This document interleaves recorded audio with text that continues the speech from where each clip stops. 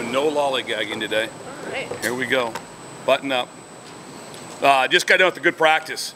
Guys did a heck of a job, but they do a heck of a job for every practice since I've been here. So that's not like something new. Very excited about how hard they work. Probably one of the most rewarding times I've ever had in my 34 years of coaching. If I can talk coaching Division I football, is this group of men is probably as fun a group as I've ever coached in my life. Is just because, and then that's the being with the staff, and obviously all stems from what a great job Coach Joseph's doing. But they're just a great bunch of guys to coach. They bust their tails. They work at the game plan, all those things. So really excited about that. So we're off and running. Like I said, we've had 2 really good days. We've got a lot of days to go. That we got to get ourselves woke up fast, able to play Saturday morning, but we'll be able to do that. So fire away. How similar is what Minnesota does with what Illinois did? A lot of similarities. Obviously, just their their main objective is the same. They want to be able to stay ahead of the sticks. They want to be able to run the football. They're a heavily based zone team with a lot of different looks how they get to it. They'll do it out of with the tight end detached, tight end attached, 12 personnel, a lot of different looks like that. So they change the surface a lot in their run game. And they're extremely gifted up front, O-line, and obviously, one of the most elite backs probably that I've ever had to coach against in Mo Abraham. I mean, he's an unbelievable player. He's tough, physical, ability to jump cut. He has everything. So hands are full in that area, that's for sure. But a lot of similarities. Is there a cumulative effect when you face one team after the next that likes to run the ball as much as Illinois, Minnesota, Wisconsin, Michigan, Wisconsin?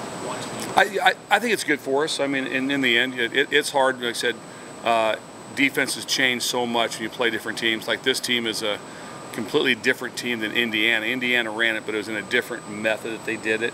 And Rutgers was completely different with how that they did it. So there is some similarities there. So it does help with that. If sometimes you're facing a team that's a Mike Leach type team, and then all of a sudden you're playing this team, that's a big difference from week to week. So there is some carryover that our guys are using to their advantage to have themselves ready to go. But like I said, they're extremely well coached and have a very good plan of. And what they do really good is they just don't have themselves in bad third down situations. When you go through the tape and stuff, they're just not third and longs, and they just do a good job of managing that. So that's a lot of work to get so you have to earn the right to be able to try to get them to throw the ball. They do it as much. Last year when they had so much experience up front, they did a lot of those jumbo packages where you'd see 6 or 7 offensive linemen. Minnesota, is that still? It's still in their package like that. We use the word T. We'll say 13T. Something that means extra tackle in the game. So they do that, not quite as much as what they have in the past, but they have that ability to do that. They've also in the past had the ability to do a lot of wildcat. They haven't done as much of that this year, but we're sure preparing for that because they have that in their DNA, that's for sure. Is there a carryover with the situation at quarterback, with the defense? Like, is it more pressure to elevate their level of play to help make up for what's going on the offensive side? No, not at all. I mean, those guys, we got great offensive coaches and really good players over there, great players over there. So that's the least of our concerns as far as that, hey, we need to do something special because there was an injury during the game. We have to just be able to do our part, do our part, our 1/3 that we have to be able to get done. So there's no conversations about that whatsoever. It's just do your job and get ourselves off the field. We got ourselves off the field a lot on Saturday, but could have been better, obviously, to be able to give our offense more chances right there. And we forced 1 turnover, and that's just not good enough football. We have to be able to do a lot better job with that. In what way has Ernest come along these last few weeks? Well, there's 2 things that come out in that game with Ernest Hausman, is that there was never a time after the game that you said, like, well, the issue was Nick Heinrichs was out. That means Ernest played very well. And so especially for a true freshman. But he didn't walk off the field at any time being that was our nemesis. That wasn't the case. So it starts with a couple things. One, the young man and how he's prepared himself and how different he is. And I think his first start was against Oklahoma. A lot of things were going on, a lot of stuff. True freshman, that's a lot different than than playing North Star and playing Oklahoma. That's a different game. And so there's a lot of different things for it. So he did a very good job with that. Also, a lot of credit goes to his coach, Coach Root, to get a true freshman ready to go and play in that type of game which, you know, your main adjustment was your chin strap, you know, type of thing. And so great on both of their parts. Coach Rude and Ernest deserve a lot of credit for how they've handled themselves and be able to get things done right there. So we're expecting a big week out of him again. He's starting to mature, and he's played a lot now. You're really not a freshman anymore, but very proud of him. Bill, I know you still have your eye on special teams. On that blocked extra point, what went wrong? I mean, how would you? I'll be honest with you, I've spent some time with Joey on it. I don't delve on that a lot. I really don't. I don't delve on that a lot. I sit in with Coach Connors and those guys. I know, this is what I do know, is that I can feel confident about, is that we have a protection meeting every Friday morning at 8 o'clock to cover everything very closely. And so with that phase right there, it was just basically a technique error that's got to be able to be corrected. We feel our kicker is kicking very well right now. Timmy's kicking the ball very well.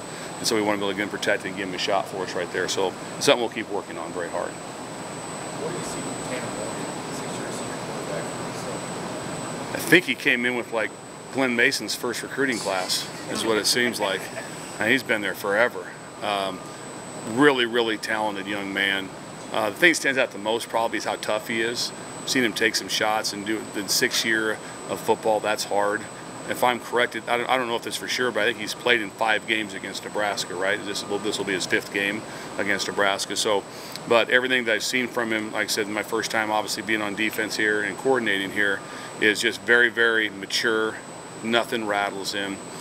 He understands very well how his offensive line operates and how good his running back is. So that helps him. I think it helps him a lot anytime you have such a talented tight end also with Spanford. I mean, he's as good a tight end as we've seen all year. His size and how he can block and catch. So he's got some pieces that I think really helps Tanner Morgan out, because he has those pieces around him and a good offensive line and a run game.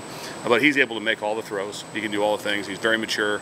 So they also will do a lot of, you know, lookovers or check with me's, and he always has. They're always in the right play. You just don't see him be like, oh man, we screwed that one up. He doesn't screw it up. So we got to build to outplay him in that. We will not be able to, like, you're not going to out scheme him or trick him. So he's very gifted in that area, and look forward to playing for him. It's just fun to play against good players. Did Buford have one of his better games Saturday, and where's he at now compared to when he started this season as a first year starter back there at safety? I think Buford had a very good game for us. And I also feel that the one thing where there's been a major improvement along with Buford has been far more tackling.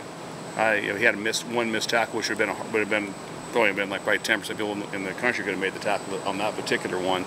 But he is really throwing his face in there on that, and Buford does it all the time too. So those guys are also in the run fits. Buford has to cover a little bit more than the rest of them do, but they're 2 mature safeties that are handling things very well. Right now, we haven't really been substituting them very much. Their communication is really, really good. They talk the game all the time with what's going on. They're in here extra all the time, so that's really impressive. I'm just so lucky to have a chance to coach both of them like that. So I'm excited about them with where they're going, and you know, they'll basically be out there every snap again that they can be out there on Saturday.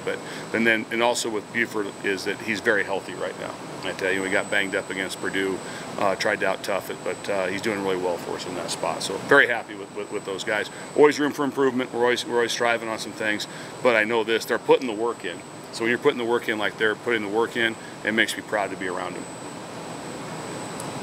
All right, thanks guys. Appreciate you. You bet.